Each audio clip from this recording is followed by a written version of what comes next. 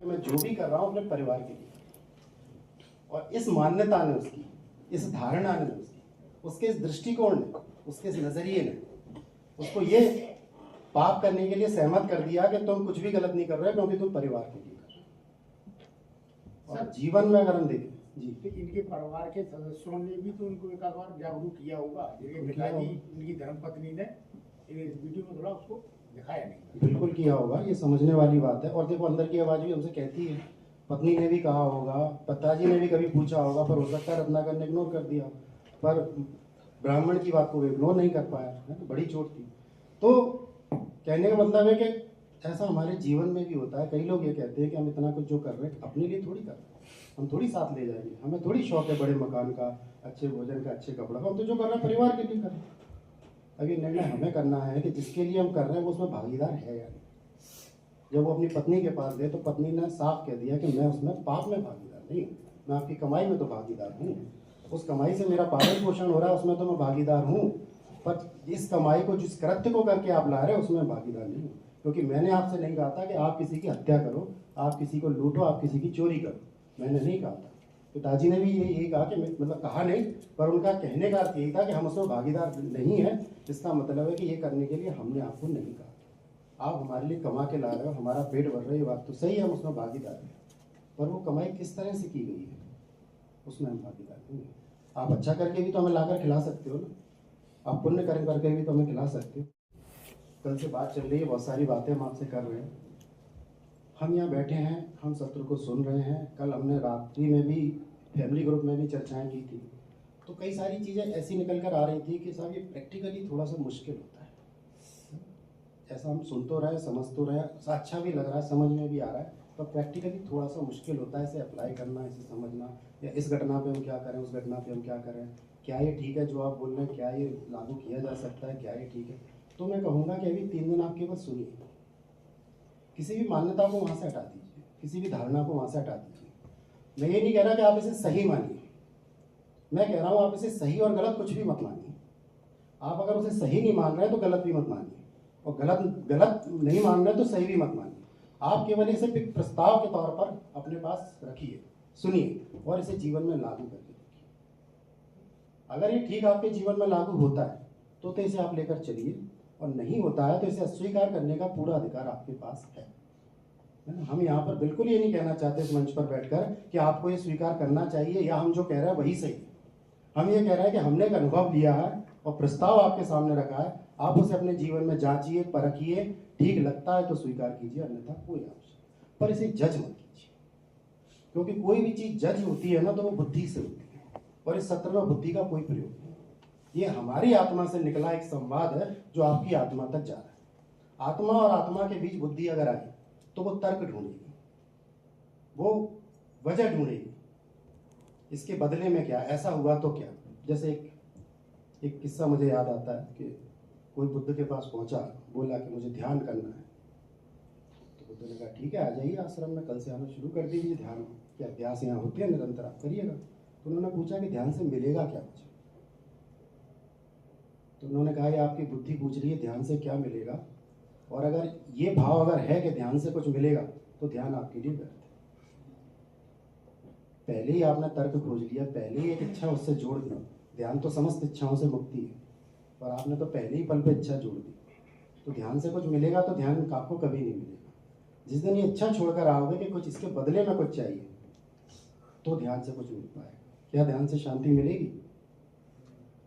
शांति तो तब मिलेगी जब ध्यान होगा। इस शर्त पे शांति की इच्छा से ध्यान करोगे तो शांति नहीं मिलेगी। तो ऐसा ही है, कुछ जज नहीं करना है, सुनना है, और स्वीकार न करने का पूरा अधिकार की श्रृंखला वहां से शुरू ना। सब कुछ इस सफेद आवरण के पीछे मैंने छिपा रखा। इसको भी हटाया, इसको भी हटाया, तो अब बाहर से भी दिखने लगा कि अंदर क्या छिपा है मेरे। अभी तक रुकावट बना था ये, उसके बाद रुकावट बना था ये, अब कोई रुकावट नहीं थी। अब मैं देख सकता था कि मैं अंदर से कैसा हूँ, और जब दिखाई दिया तो इसमें कुछ कुछ पड़ा दिखाई दिया। सबसे पहले इस जीवन रूपी गिलास में मुझे ये क्या है, पत्थर मिला मुझे अपने जीवन रूपी गिलास में। ये पत्थर मेरे जीवन रूपी गिलास में प्रतीक बना मेरे क्रोध का, मेरे अहंकार का, मेरी जिद का, मेरी कभी ना झुकने वाली प्रवृत्ति का। जैसे मैंने कल भी साझा किया था जीवन के हिसाब किताब में कि मैं ऐसा ही था। और जब ये दिखाई दिया तो इससे जुड़ी सारी घटनाएं भी मेरी डायरी पर उतरी। जब मुझसे कहा गया कि सूची बनाओ, किस किस को दुख पहुंचाया, आपकी वजह से किस किस को दुख मिला है, कब कब ये पत्थर मेरे जीवन में आया जिसकी वजह से मेरे रिश्ते खराब हुए हैं, तो सारी सूचियां बनाई तो बहुत सारी घटनाएं, बहुत सारे लोग, बहुत सारी परिस्थितियां याद आई जहां मैंने, जब ये आत्म साक्षात्कार हुआ तो मैंने इस मान्यता, धारणा, नजरिए और दृष्टिकोण के चश्मे को अपनी आंखों से हटा दिया और ये देखना का प्रयास किया कि वास्तविकता में जो जैसा है उसे कैसे देखूं। तो जो जैसा है उसे वैसे देखने का प्रयास मैंने इस चश्मे को हटाकर देखने का किया है। इसलिए मैं कल बात कर रहा था कि जो आपके अंदर है वही मेरे भीतर है। आप और हम में कोई भिन्नता नहीं है, आप और आप में कोई भिन्नता नहीं है। तब ये चश्मा थोड़ा सा दूर कर पाया और आगे बढ़ा। एक नोट भी निकला अंदर से। ये किस चीज का प्रतीक हो सकता है? ये सबको पता है। यानी नोट से हम काफी करीब हैं। तो हकीकत यही है कि हम सब इसी के लिए दौड़ रहे हैं, भाग रहे हैं। हमसे सवाल पूछा जाता है कि आपका जीवन का उद्देश्य क्या है, तो हम कहते तो मोक्ष है, निरंतर सुख है, पर वास्तविकता ये है कि भाग सारी, दौड़ सारी इसी की तरफ है। तो मैं भी इसी की दौड़ रहा था, हो सकता है थोड़ा बहुत अभी भी दौड़ रहा हूँ, है ना, अभी भी अपने आप को चेक कर रहा हूँ लगातार। तो मैं इसी के पीछे दौड़ रहा था और दौड़ते दौड़ते जब ये सत्र से जुड़ा, अल्पविराम से जुड़ा, स्वयं का साक्षात्कार किया, तो पाया कि नोट मेरे जीवन में लोभ, लालच और स्वार्थ का प्रतीक बन गया था। जैसा कि आपको इंट्रोडक्शन में बताया था प्रदीप जी ने कि मैं एक एम्प्लॉय होने के साथ साथ और यहाँ एक अपनी छोटी सी भूमिका के साथ साथ एक एस्ट्रोलॉजर की भूमिका में भी हूँ। तो एस्ट्रोलॉजर होने के नाते कई लोग मुझसे सलाह भी लेते हैं, भविष्य के लिए मार्गदर्शन भी लेते हैं, और नौकरी की व्यस्तताएं हैं, अन्य व्यस्तताएं हैं, उसके बाद थोड़ा बहुत ज्योतिष का भी काम कर लेता हूँ लोगों की डिमांड के लिए या किसी की मदद के लिए, है ना, और कुछ एक शिक्षक भी हूँ मैं ज्योतिष का, तो टाइम निकाल के वो काम भी करता हूँ। तो मैंने देखा कि जो लोग मुझसे सलाह, मार्गदर्शन चाहते हैं उसमें सब तरह के लोग होते हैं। कई बार मेरे कलीग्स होते हैं, पड़ोसी होते हैं, मेरे घर के कुटुंब के लोग होते हैं, कई बार मेरे ऑफिसर होते हैं मेरे ऑफिस के, कई बार बड़े बड़े सेलिब्रिटी भी होते हैं, कई बार बड़े बड़े पॉलिटिशियन भी होते हैं। तो मैंने देखा कि या तो उनसे कुछ रकम मिल सकती है या वो मेरे काम आ सकते हैं। इस स्वार्थ के आधार पर, इस लालच के आधार पर मैं उनको प्रायोरिटी देता था, क्योंकि सहायता तो सभी मांगते हैं, मार्गदर्शन सबको चाहिए होता है, समस्या से सभी मुक्ति चाहते हैं, पर मेरा केंद्रित कहाँ रहता था ध्यान, कि कौन पद में बड़ा है, किससे मेरा काम निकल सकता है, किससे मुझे लाभ हो सकता है। तो धीरे धीरे ये भावना मेरे अंदर इतनी बढ़ती चली गई कि मैंने अपने आसपास ऐसे लोगों का समूह एकत्रित कर लिया जो केवल किसी स्वार्थ या लाभ की वजह से मुझसे जुड़ा था। या तो उससे मुझे कोई फायदा हो सकता है या मुझे उससे कोई फायदा हो सकता है। इस सोच पर मैंने ऐसा पूरा सर्कल खड़ा कर लिया था। वो लोग अगर मुझसे टाइम मांगते थे तो मैं एक दिन में सेम डे टाइम देता था, और अगर मेरा परिवार, कुटुंब, मेरे कलीग्स या मेरे बचपन के मित्र अगर कोई मेरे से सलाह, टाइम मांगते थे, मिलने के लिए अवसर मांगते थे, तो मैं उनको 10 दिन, 5 दिन, 15 दिन और कभी कभी तो महीने भर के लिए भी टाल देता। और इन अल्पविराम में स्वयं से मुलाकात करने के बाद ये एहसास हुआ कि आज की डेट में मेरे पास कोई ऐसा व्यक्ति नहीं बचा है जिसके पास अगर बैठकर मैं रोना चाहूँ तो रो सकूँ।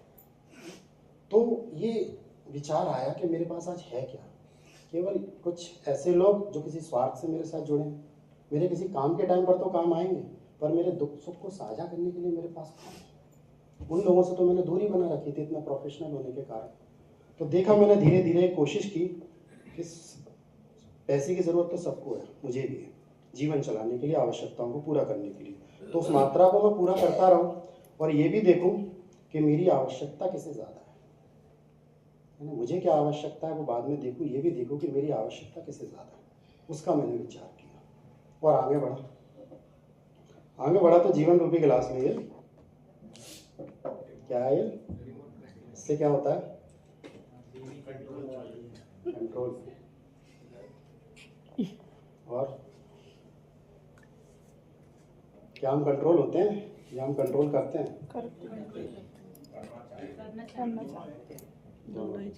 ज़्यादा लोग बोल रहे हैं कि हम कंट्रोल करते हैं, होते भी हैं, पर होते ही है सर। अगर मैं आपकी तारीफ करूँ, आपने बहुत अच्छे कपड़े पहने हैं, तो आपको खुशी होगी या नहीं? सर ये उसका अपन किसी को मैनिपुलेट करते हैं ना कि वो हमारी हाँ में हाँ मिला ले, सर ये वो है उसका। तो देखिए, रिमोट का काम होता है किसी मशीन को संचालित करना, और ये रिमोट अगर किसी के हाथ में है तो किसी मशीन को संचालित करना चाहता है, और अगर दूसरे के हाथ में है तो दूसरा मुझे संचालित करना चाहता है, और मेरे हाथ में है तो मैं दूसरे को अपने अनुकूल संचालित करना चाहता हूँ। मुझे बुरा क्यों लगता है, मुझे गुस्सा क्यों आता है? सीधा सा अपने से प्रश्न पूछेंगे तो जवाब आएगा कि कोई मेरे अनुरूप नहीं चला, उसने मेरे अनुरूप जवाब नहीं दिया, जो मैं सुनना चाहता था वो उसने नहीं किया, जो मैं देखना चाहता था वो कार्य उसने नहीं किया, यानी रिमोट मेरे हाथ में भी है। और अगर कोई मुझे 4 बातें गलत या बुरी बोल दे, या मैं जो सुनना नहीं चाहता वो बोल दे, तो मुझे बुरा तो लगता है। यानी मैं भी चाहता हूँ कि दूसरा मुझे संचालित करे, तो मेरे साथ भी यही होता है। अगर कोई मुझसे कह देता है कि आज आप बहुत अच्छे लग रहे हो, मैं खुश। और किसी ने अगर मेरी बुराई कर दी किसी दिन कि आप तो बहुत खड़ूस हो, खड़ूस में था भी, गुस्से वाले हो, ऐसे हो वैसे हो, तो मुझे तुरंत क्रोध भी आ जाता था, क्योंकि मैं चाहता था कि मैं जो सुनना चाहता हूँ वही बोले सामने वाला, मेरे सत्य को ना बोले। तो किसी को मुझसे करीब होना होता था ना, तो मेरी 4 तारीफें करके करीब हो सकता था, और किसी को मुझे दुखी करना होता था तो मेरी 4 बुराई करके मुझे दुखी भी कर सकता था। यानी मेरा सुख और दुख किसके हाथ में था? दूसरे के हाथ में था। होना किसके हाथ में चाहिए था? अपने तो ये रिमोट के कारण ही हो रहा था। मैं भी चाहता था कि जैसा मैं चाहूँ अपने मेरे अधीनस्थ वैसा ही कार्य करें, जैसा मैं चाहूँ मेरे घर वाले वही भोजन बनाएं, जैसा मैं चाहूँ वैसी मुझे लाइफ स्टाइल जीने दें, जैसा मैं चाहूँ तब मुझे सोने दें, जैसा मैं चाहूँ तब मुझे उठने दें। मेरे बाहर की सारी परिस्थितियाँ वैसी हूँ जैसी मैं चाहता हूँ, ऑफिस में भी सब वही परिस्थितियाँ हो जैसी मैं चाहता हूँ।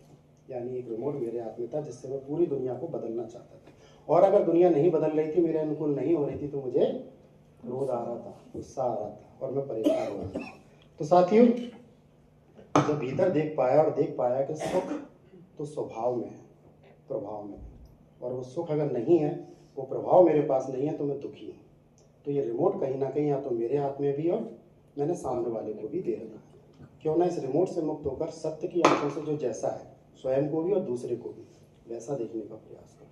और मैंने रिमोट अपने जीवन से हटाने का प्रयास मेरा निरंतर जारी है।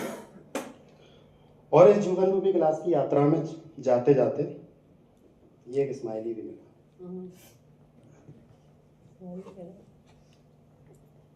किस बात का प्रतीक है? स्माइली का है, सदा खुश रहो, सामने वाले को भी खुशी दो। आनंद का प्रतीक भी हो सकता है, खुशी का प्रतीक हो सकता है ना, किसी भी चीज़ का प्रतीक हो सकता है। मेरे लिए जो प्रतीक हो जरूरी नहीं है ठीक ठीक वैसा ही आपके लिए भी प्रतीक आप हमारी सोच, हम उसको कैसे अपने उससे जोड़कर देख पा रहे हैं जीवन से, उस पर निर्भर करता है। तो मेरे लिए प्रतीक बनना खुश दिखने वाली प्रवृत्ति का, खुश दिखाने वाली प्रवृत्ति का, जैसे मुखौटे के बाद थी। और मुझे बचपन से सिखाया और समझाया भी ये गया कि ठीक है जो चल रहा है जीवन में, खुश रहा करो, अच्छे कपड़े पहना करो, ठीक दिखा करो, है ना। क्या ये आदत बना के रखी, सेव करके रहा करो, बाल कटवा के रहा करो, अच्छे दिखा करो, खुश दिखा के स्माइल करके दिखा करो। पर किसी ने ये नहीं कहा कि जो बाहर से तुम दिखा रहे हो वैसा भीतर भी बनकर दिखाओ। वो किसने कहा मुझसे? अल्पविराम ने कहा कि बाहर जो दिखा रहे हो वो तो ठीक है, पर एक बार अपने आप से ये प्रश्न तो पूछो कि दुनिया को तुम जो दिखा रहे हो वास्तव में हो या नहीं। जो खुशी तुम बाहर दिखा रहे हो वो हो या नहीं, अंदर है या नहीं। जितने सुखी तुम एहसास करा रहे हो दूसरे को, उतने सुखी अंदर हो या नहीं। और अगर हो तो ये ईर्ष्या, क्रोध, प्रतिस्पर्धा, लालच, लोभ कहाँ जन्म ले रहे हैं और कहाँ छिपे हुए। और मुझे भी यही लगता था, इसलिए मैं अपने व्हाट्सएप स्टेटस, अपने फेसबुक स्टेटस, अपने इंस्टाग्राम स्टेटस ये सब अच्छे रखता था। वहाँ मैं ये छवि प्रदर्शित करता था कि मैं एक अच्छा, मैं एक स्मार्ट, मैं एक हैंडसम, मैं एक ज्ञानी, मैं एक अच्छा वक्ता, मैं एक अच्छा एस्ट्रोलॉजर और मैं एक अच्छा मार्गदर्शक हूँ। पर हकीकत कुछ और थी अंदर। वो भी था पर सिर्फ वही नहीं था, अंदर कुछ और भी छिपा रखा था मैंने। इतना कुछ जो अभी निकाला है, और कम निकालना अभी और भी कुछ निकल सकता है ना। पर आपको लगेगा यार इसके अंदर तो बुराइयों के अलावा कुछ है ही नहीं। तो 2 दिन से हम ऐसे ही सुने जा रहे थे। ये स्वीकार करना लेकिन बहुत बड़ी बात है इतने सारे लोगों के सामने। तो मुझे दिखाई दिया कि भाई ये तो दिखाई दिया कि बुराइयां क्या क्या है, पर ये भी दिखाई दिया कि अंदर से भी ऐसा ही होता है। और ये प्रयास शुरू किया कि बाहर जो दिखा रहा हूँ भीतर से भी उतना ही खुश मैं हूँ। क्योंकि अब ये साहस मुझे मिल चुका था। और इससे भी कुछ लाइनें याद आती हैं। समय का कैसा दौर है, रात दिन की दौड़ है। समय का कैसा दौर है, रात दिन की दौड़ है। खुश रहने का समय नहीं, बस खुश दिखने की होड़ है।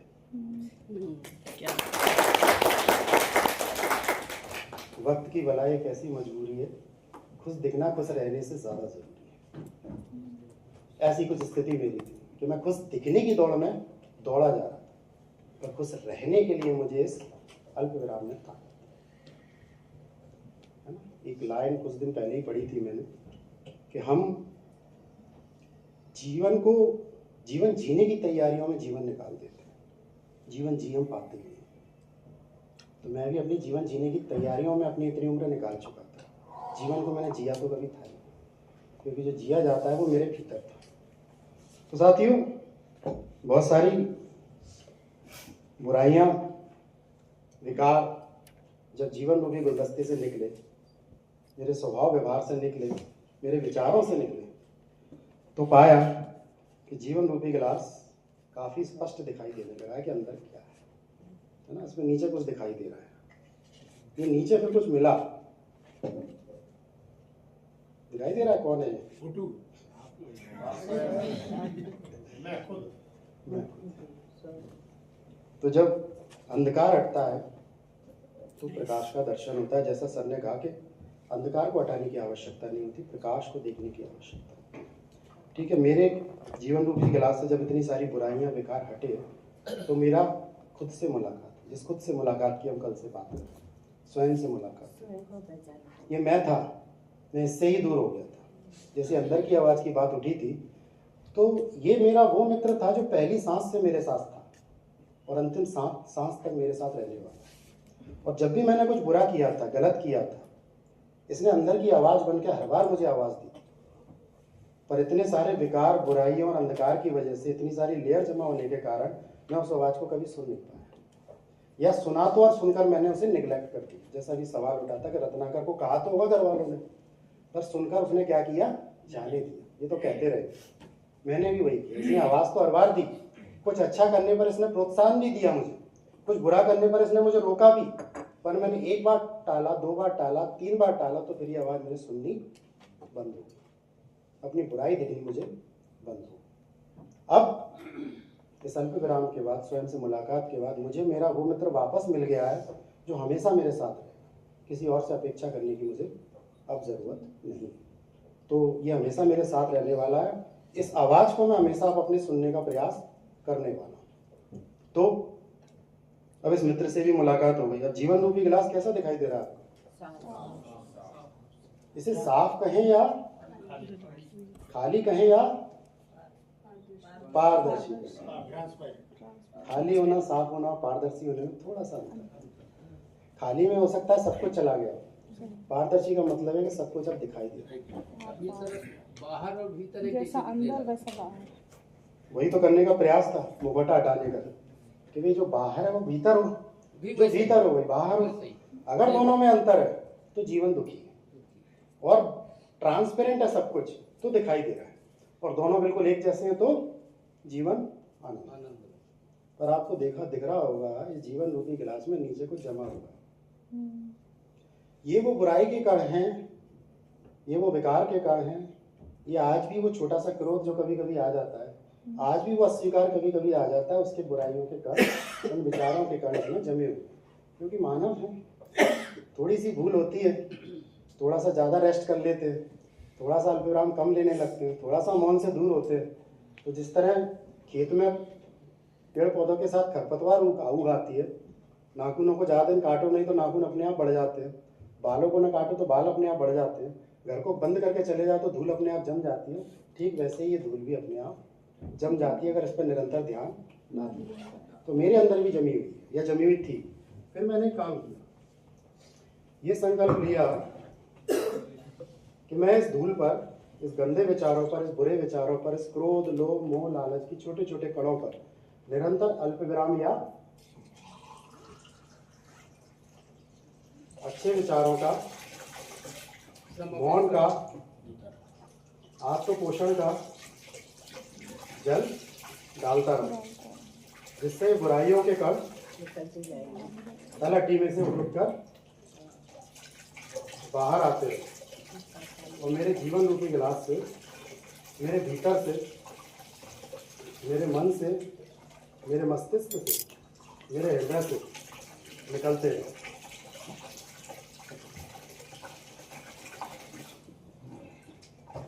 कितना मुश्किल है निकालना, देखो निकल नहीं रहा आसानी से। तेज डालना पड़ेगा, ज्यादा न डालना पड़ेगा। हाँ, अब काफी हद तक लग रहा है कि कुछ काम हुआ। गरम बार-बार लेना। तो अब जीवन रूपी गिलास कैसा है? बहुत सुंदर।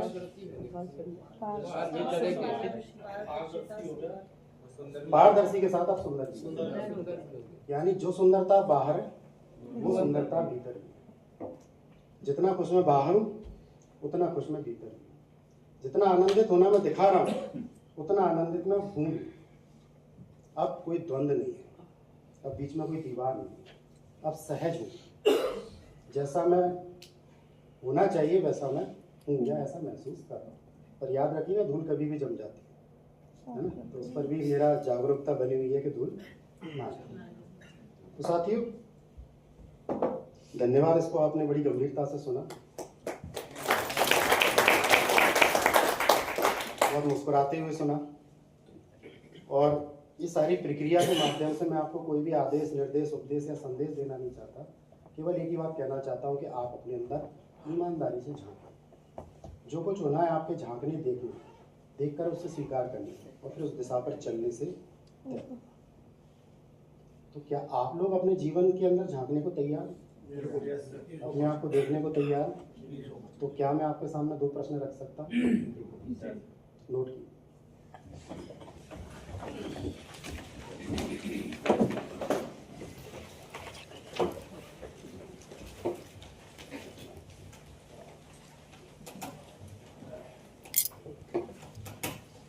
मेरे जीवन रूपी गिलास में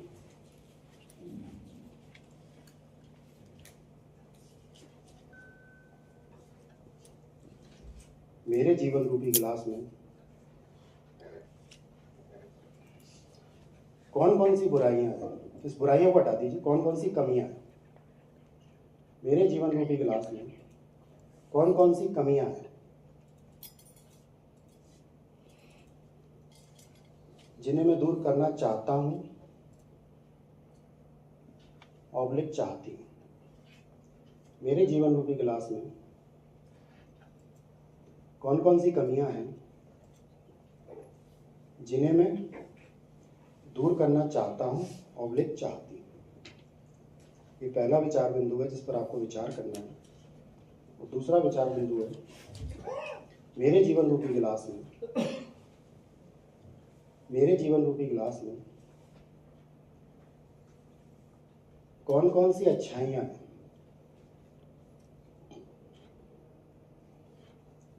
मेरे जीवन रूपी गिलास में कौन कौन सी अच्छाइयां हैं जिन्हें मैं बढ़ाना चाहता हूं,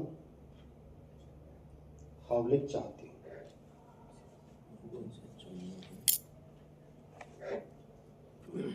दोनों प्रश्न स्पष्ट हो गए सभी को? किसी कोई कंफ्यूजन? एक पक्ष में हमें कमियों को देखना है, दूसरे पक्ष में हमें अच्छाइयों को देखना है। कमियां हैं तो हटाने पर विचार, अच्छाइयां हैं तो बढ़ाने पर विचार। और जिस ईमानदारी से हम सब ने अपनी बात रखने का प्रयास किया है, वही अगर ईमानदारी के साथ आप भी देखने का प्रयास करें तो बहुत अच्छे परिणाम निकल कर आएंगे। और मैंने पहले दिन कहा था कि साझा करना ना करना आपका अधिकार है, पर आपकी डायरी तक हर विचार का आना बहुत ज़रूरी है। तो वो आपकी डायरी तक जरूर आए। साझा करते हैं तो बहुत बड़ी बात है, बहुत अच्छी बात है। तो हम शांत समय लेते हैं, कुछ देर मौन होते हैं, एक बार अच्छे से आंख बंद करते हैं।